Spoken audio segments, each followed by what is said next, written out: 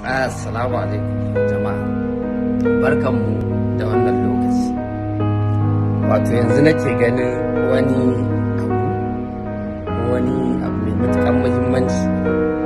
Lawan Ahmad ya sa gasa ta karatun Ƙur'ani aya biyu, naga ana karanta ni, ina ga yara kuma suna ta ƙoƙari. So abinda dai na ji kaman ya ce ana neman gudunmawar da za a bayar.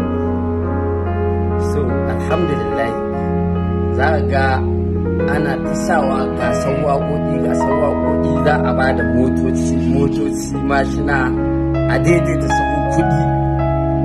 So kuma mu ne dai yan fim ɗin na san yake neman taimakon ko kuma na waje wanda suke 'yan siyasa da sauransu duka an mutanen gari. To sai in ga a can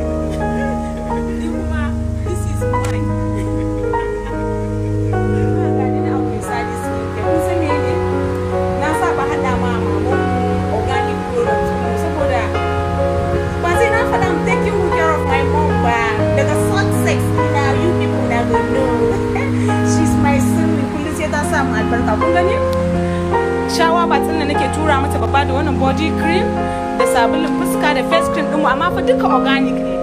Kun san me? Kun san, you know your baby girl, she's crazy. Sai ne tunani na ce, what am I going to send to my dad? Zan tura mata wannan. Sai wani abu ya ce tura baba na man bawa.